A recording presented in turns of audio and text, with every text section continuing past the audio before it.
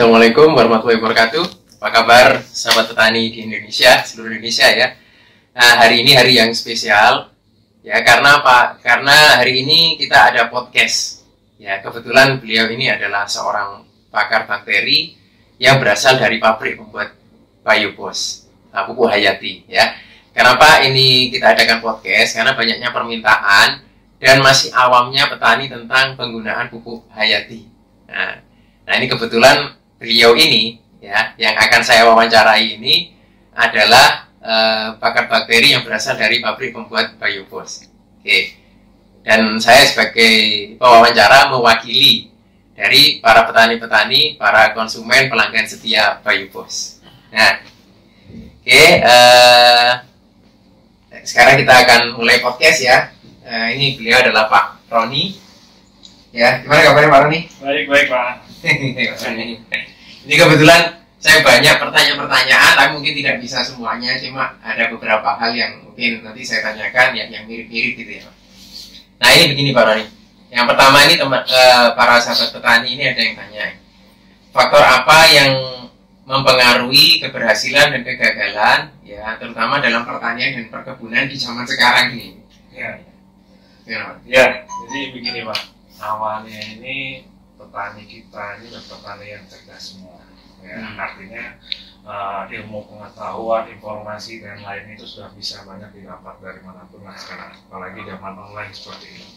Nah, tapi ada beberapa kendala yang terjadi di lapangan ternyata. Misalkan dalam artian dia aplikasi pemupukannya. Kadang-kadang ada yang tidak tepat waktu, tidak tepat sasaran, ya kan? Nah, tidak tepat dosis. Nah, itu yang jadi kendala. Bahkan banyak juga petani yang tidak tahu fungsi dari pupuk itu apa. Ya. Nah, itu yang jadi kendala kan, karena informasi yang terbatas. Karena selama ini petani-petani itu kan jarang yang milenial.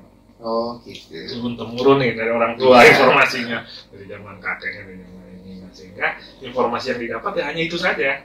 Nah, tanpa ada informasi yang lain. Bahkan kalau kita beritahu pun kadang-kadang ya masih ya kadang-kadang ya seperti itu. Nah, jadi sebenarnya untuk pertanian kita supaya lebih baik lagi itu adalah di tahap pengolahan lahan dulu. Tahap pengolahan ya. Dari pengolahan lahan itu kita harus tahu dulu nih, nah lahan yang akan kita tanami ini sehat atau tidak. Nah, dalam artian itu mengandung pH berapa ya, karena sebenarnya seluruh tanaman intinya tuh pH-nya harus netral dulu. pH itu pH tanah itu harus netral dulu. Nah, kita harus cek dulu, tapi kan nggak semua petani punya alat cek. Ya, nggak semua petani punya alat cek. Nah, itu biasanya itu bisa dilihat dari tanaman-tanaman yang tumbuh di sekitar. Untuk tahu pH-nya itu normal apa enggak ya? Ya. Nah, atau nanti kita juga bisa cek ya. Kalau secara instan nih, ada cara sederhana sebetulnya. Itu dengan cara kita ambil sampel tanah kebun kita itu, nah campur sedikit air biar agak nyemak-nyemak sedikit. Nah, ambil kunyit Pak. Kunyit ya. Nah, kunyit itu kita potong, kita berikan di tanah tersebut ya. Nah, kemudian kita ambil dua bagian nih. Nah, kemudian kita diamkan itu selama 30 menit. 30 menit ya. Ya, minimal 30 menit. Lalu kita angkat kunyit itu. Kalau warnanya dia pudar, kuningnya pudar atau pucat atau cerah ya, pudar itu agak keputih ya, cerah ya. Nah, itu berarti asam. Tapi kalau kita ambil ya itu, dan setelah kita lihat warna agak kebiru-biruan atau lebih agak tua warnanya kebiru-biruan, itu berarti basah. Tapi kalau warna kuningnya tetap tidak berubah, berarti netral. Nih, berarti kalau kita tahu ya secara kasat mata tanah ini subur atau pH-nya sudah normal ya, itu dari tanaman yang tumbuh di sekitar tanah itu ya. Iya. Kira-kira biasanya ciri-ciri atau tanaman apa yang biasanya tumbuh di tanah yang normal pH-nya? Kalau yang normal pH-nya, semua tanaman itu bisa tumbuh. Oh, gitu. Ya, artinya tidak menguning, tidak tumbuhnya subur ya. Ya. Nah, kalau kita bisa padi itu karena menguning, kenapa? Itu karena faktor dari pH-nya. Oh, gitu. Jadi kalau sudah ada tanda-tanda, oh iya ini kemarin juga ada petani yang tanya itu, Pak Ron. Itu kan biasanya kan petani kalau sudah kuning daunnya panik biasanya ya. Ini apa kurang pupuknya atau gimana ini? Gimana Pak Roni menanggapi kasus seperti itu? Iya, memang kadang-kadang ini yang nggak pernah disadari oleh petani, karena petani kan tidak pernah ngecek pH dan tidak punya alat pH itu. Karena informasi mengenai pH sendiri juga kadang-kadang mereka juga tidak tahu. Nah, jadi mereka itu selalu melihat bahwa kalau tanaman padi ini menguning, dia langsung kasih namanya urea, tambahan urea dengan dosis tambahannya. Nah, kemudian dia lihat lagi agak menguning lagi, dia dikasih lagi. Nah, itu yang mengakibatkan dosis pupuk menjadi naik. Gitu. Nah, sedangkan penggunaan kimia secara terus-menerus itu membuat tanah menjadi keras. Ya.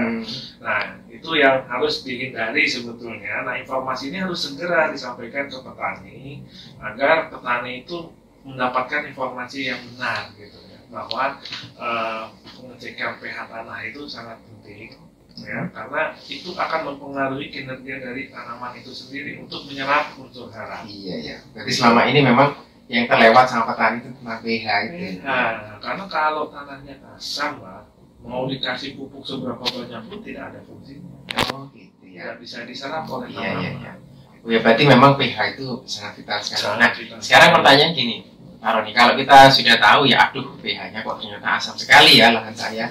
Itu kira-kira yang bisa dilakukan untuk menaikkan pH itu apa saja kira-kira? Ya, banyak beberapa petani itu untuk menaikkan pH itu kan menggunakan dolomit, Pak. Menggunakan kapur dolomit. Nah, tapi dosis dari untuk menggunakan kapur dolomit itu untuk menaikkan satu pH saja dari 3 ke 4, atau dari 4 ke 5, satu tingkat ya Pak, itu membutuhkan 2 ton dolomit.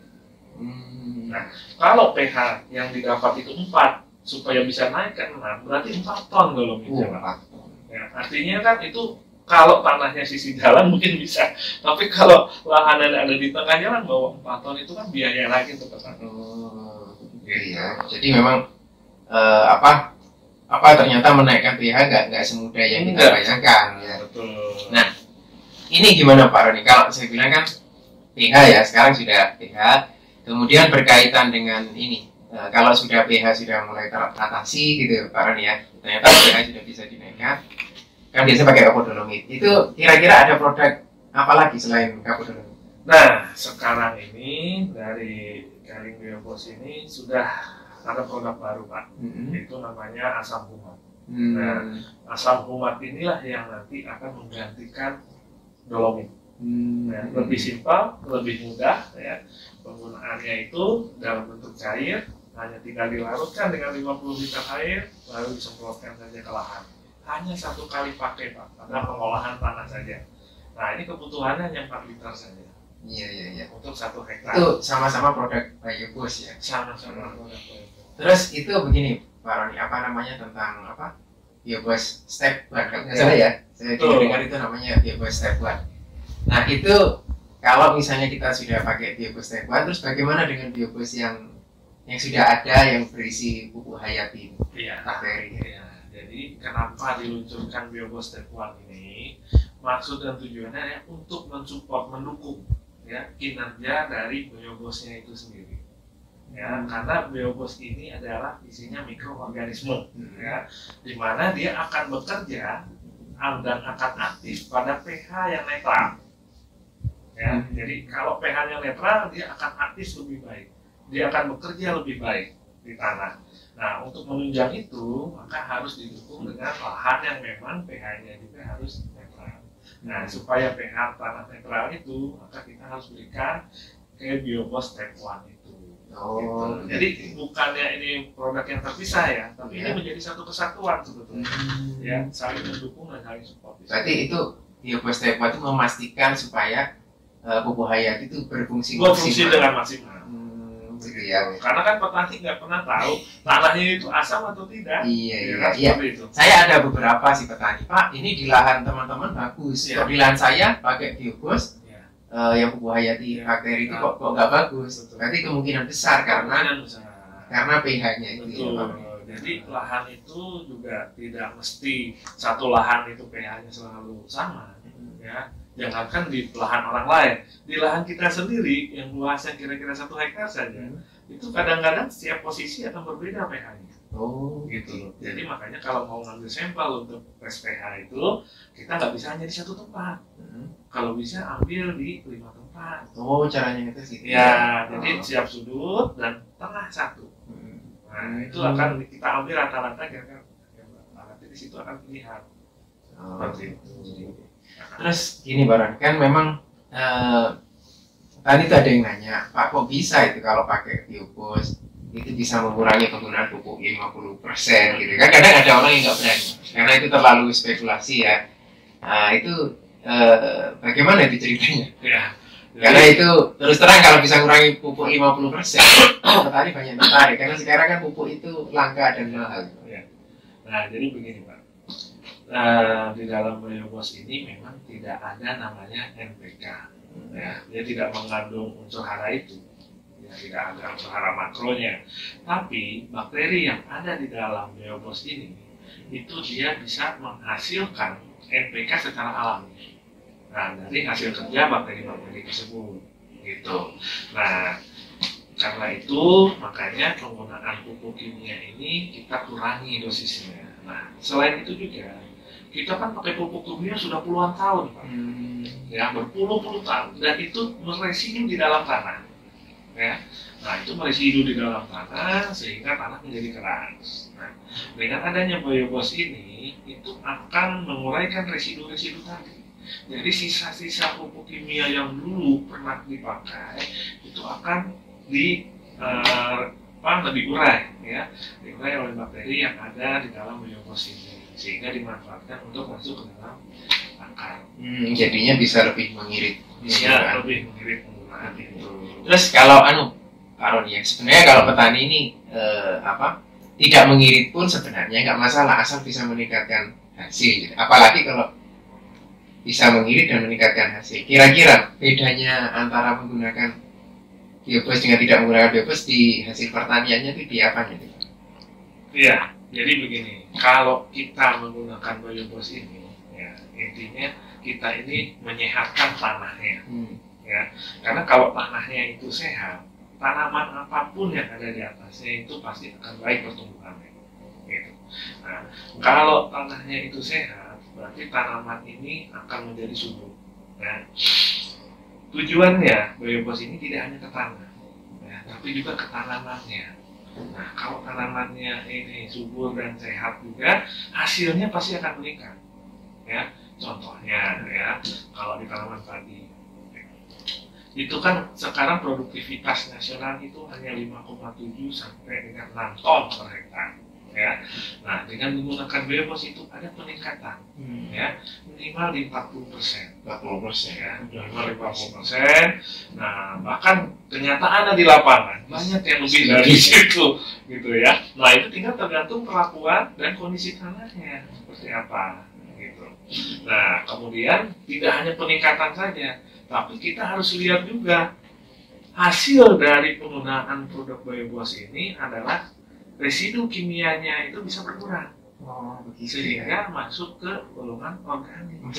Ya. Meskipun masih ada kimia ya. Meskipun kita tetap pakai kimia nih misalkan ya, atau kan juga kita nggak tahu walaupun kita nggak pakai kimia sama sekali, kadang-kadang irigasi yang masuk itu kan mengandung kimia, mengandung pestisida. Karena kan kita nggak bisa melarang teman-teman yang ada di sana itu untuk tidak menggunakan itu, tapi itu akan mencemari gitu.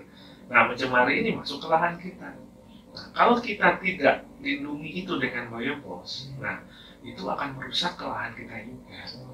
Jadi biobos ini tidak hanya menyuburkan tanah dan tanaman, tapi juga melindungi, ya, melindungi tanah dan tanaman kita dari faktor pencemaran yang ada dari air irigasi itu. Nah, sehingga pertumbuhan itu akan menjadi optimal, hasilnya pun residu kimianya akan lebih baik lagi. Lebih baik lagi ya. Oh berarti memang kalau pakai biobos ini ya luar biasanya nih, yang luar biasa. Sebenarnya dicari-cari banyak petani di Indonesia ya. Biayanya lebih rendah, tapi hasilnya bisa meningkat. Padahal kalau sudah biayanya lebih rendah, hasilnya sama aja mereka sudah senang. Ya, saya ini Pak Roni. Terus terang memang petani itu kan sering mengeluh biasanya, Pak.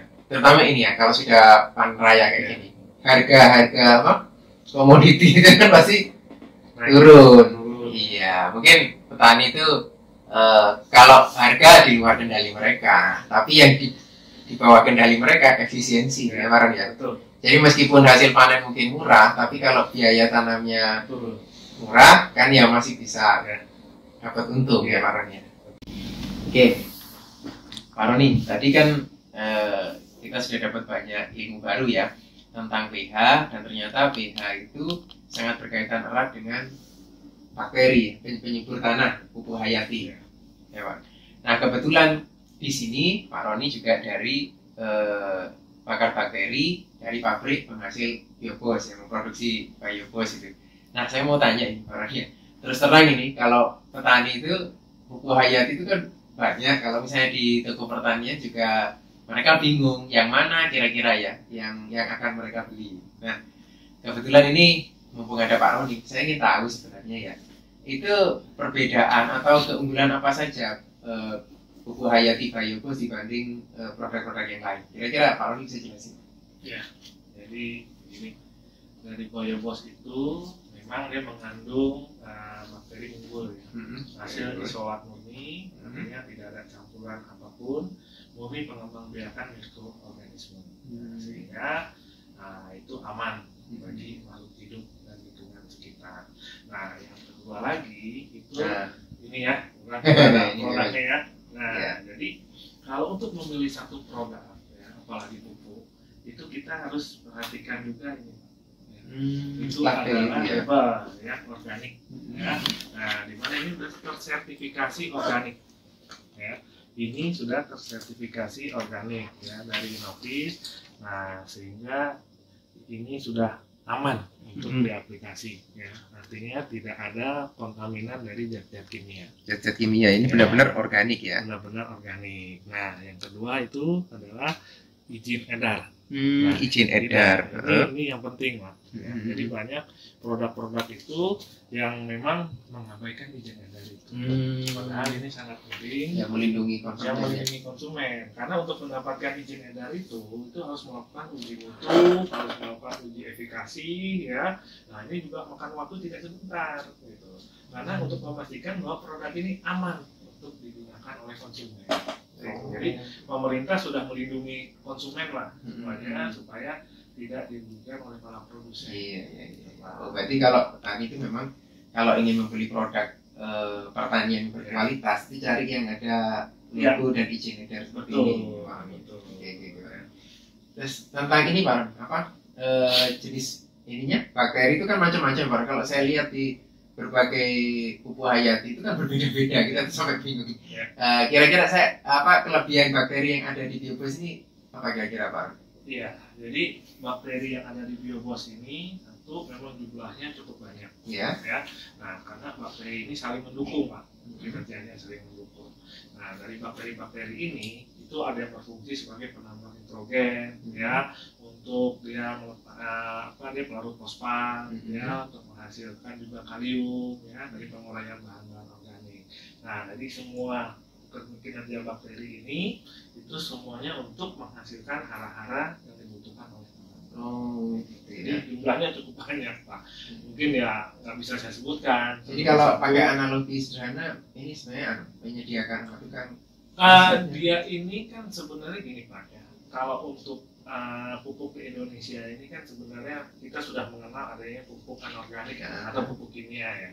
Ada pupuk organik yang asalnya dari makhluk hidup atau dari sisa-sisa makhluk hidup. Nah, yang produk biobos ini adalah pupuk hayati. Ya. Nah, untuk penggunaan di lapangan, ya, kami sarankan Mas, untuk ketiga-tiganya ini bisa digunakan. Karena ini saling mendukung. Hanya dosis saja yang harus kita atur ya, supaya tidak berlebih, gitu Pak. Ya. Nah, kenapa kita harus gunakan ketiga-tiganya ini? Ya.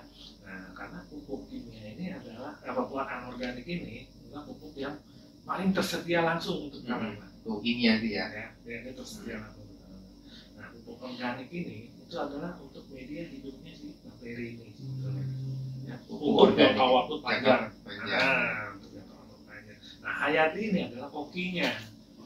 Dia juru masaknya. Jadi Jadi bahan-bahan yang disediakan oleh kedua pupuk ini, nah diolah oleh pupuk hayati ini, sehingga mudah diserap oleh tanaman.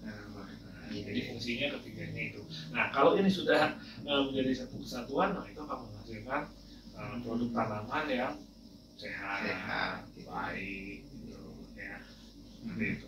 Jadi memang itu ya fungsinya di bakteri. Terus ini Pak Roni, kira-kira dari bakteri-bakteri yang ada di sini nih ya, yang unik itu yang mana Pak? Kira-kira yang apa? Yang mungkin tidak agak susah ditemui di pasaran yang sejenis seperti ini. Sebetulnya ada sitopaga juga ada ya di kita. Nah, cuman ada juga banyak bakteri yang lain mungkin yang nggak bisa kita sebutkan karena perusahaan. Iya. Mohon maaf ya. Nah, jadi hanya itu yang bisa. Ya, karena ini terserang gini salah satu. Pak Roni ya, karena saya sering bertemu dengan petani, memang ternyata mereka ini sudah mencoba berbagai macam pupuk hayati gitu ya. Dan ternyata mereka kaget kalau pakai Biobos itu beda sekali gitu ya. Ya kalau mungkin yang tertulis di sini ya padahal cuma segini, tapi kok ternyata berbeda dari produk-produk yang pernah mereka coba. Ternyata memang dari ada resep yang lain tapi dipastikan itu organik ya. Iya, karena kan kita bisa melihat ini. Iya. Ya, untuk mendapatkan sertifikasi organik ini itu juga tidak mudah. Ya, kita juga akan diaudit gitu ya, baik dari sisi bahan bakunya, cara kerjanya seperti apa, bahan yang digunakannya, alat yang digunakannya juga, sampai ke gudang penyimpanan bahan bakunya juga diaudit.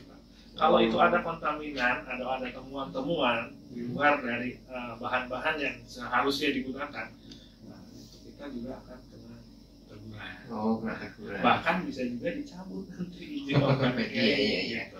Jadi kita nggak mau ambil resiko itulah, dan juga kita selalu menjaga kepuasan konsumen juga, itu kan, karena mau bagaimanapun percuma kita produksi banyak-banyak kalau konsumennya sendiri nanti kecewa. Iya. Artinya ya perusahaan ini tidak sekedar memikirkan keuntungan saja ya, tetapi memang memikirkan kesejahteraan petani, ya, kesuksesan dalam cocok tanam macam-macam. Oke. Oh ya, yang ini Pak Roni ya, ini kan Biobos ini kalau kita lihat kan ini gambar-gambar di sini kan ini pertaniannya. Tapi ternyata ini bisa untuk ternak ya Pak Roni. Betul. Itu bagaimana ceritanya Pak? Iya, jadi begini Pak. Di dalam kemasan ini adalah probiotik, bakteri probiotik. Artinya bakteri yang memang bermanfaat untuk makhluk hidup. Ya. Nah, sehingga bakteri ini sebenarnya bisa digunakan untuk sisi-sisi lain kalau kita mau memanfaatkan itu. Ya. Nah, contohnya kayak air saja ya, kalau kita air putih ya. Nah, orang melihat kan itu hanya untuk air minum. Ya. Padahal itu juga bisa untuk memasak, bisa untuk apa, ya kan? Nah, kalau kita lihat labelnya misalkan air mineral ya, air minum mineral, kan tidak hanya untuk minum saja, bisa digunakan untuk yang meskipun tidak ada gambar di situ untuk yang lain, tapi kan kita kalau melihat dari fungsinya, ya fungsinya dari bakteri tersebut, ya, orang akan bisa memanfaatkan untuk sisi-sisi lain, yang lain. Seperti di peternakan, perikanan, pengurai limbah, nah seperti itu. Kalau di ternak memang Biobos ini bisa untuk apa kira-kira? Gini, untuk di ternak itu sebenarnya ada beberapa bakteri yang bisa digunakan untuk ternak. Itu biasanya Lactobacillus atau Bifidobacterium ya, yang fungsinya untuk ternak. Nah ini untuk satu mengurai sisa-sisa makanan yang ada di dalam tubuh ternak itu, sehingga keluarnya itu kotorannya tidak akan berbau, ya, untuk menghilangkan bau ternak. Yang ketiga itu dia meningkatkan nafsu makan ternak. Nafsu makan ternak. Nah kalau nafsu makannya sudah meningkat, maka ternaknya itu juga akan sehat. Kenapa? Karena penyerapan nutrisi dari apa yang dimakan itu akan mudah diserap oleh ternak tersebut. Intinya seperti itu. Jadi kalau boleh saya sebutkan, jadi kalau untuk ternak memang nafsu makan lebih bagus, ternak juga lebih sehat, pencernaan lebih sehat, terus menambah nafsu makan otomatis ke berat badan, terus bau kotoran juga tidak berkurang. Jadi ya ini berarti gini ya Pak Roni ya, berarti ini memang apa istilahnya ya, satu produk bisa banyak manfaat ya. Jadi dengan satu ini kita bisa bukan hanya pertanian, kalau dia punya ternak tidak perlu beli produk yang lain, cukup pakai biobus bisa gitu. Betul. Oke. Ya gitu, makasih ya Pak Roni ya. Jadi kalau bisa saya simpulkan, jadi para petani sekalian, bertani di zaman sekarang ini memang harus cerdas sebenarnya. Karena sekarang ini pupuk kimia yang mahal dan langka, kita perlu ada inovasi-inovasi baru. Jadi menggunakan, salah satunya menggunakan hayati ini ya. Nah, contohnya kayak biobos ini, karena ini bisa mengurangi biaya tanam, ya lebih irit karena penggunaan kimia langsung berkurang bisa 50% ya Pak Roni. Terus tanaman juga bisa lebih sehat, berarti artinya gitu Pak Roni. Berarti mengurangi biaya pembelanjaan di pestisida. Iya, terus juga bisa untuk ternak. Dan luar biasanya dengan biobos ini biaya tanamnya sudah murah tapi hasilnya bisa meningkat. Itu benar-benar menguntungkan petani. Oke. Jadi itu yang saya ingin sampaikan. Sekali lagi saya ucapkan terima kasih kepada Pak Roni sudah memberikan pencerahan buat kita semua. Semoga ini memberi manfaat buat para petani Indonesia supaya bisa lebih makmur dan sejahtera. Ya, sekian dari saya. Assalamualaikum warahmatullahi wabarakatuh.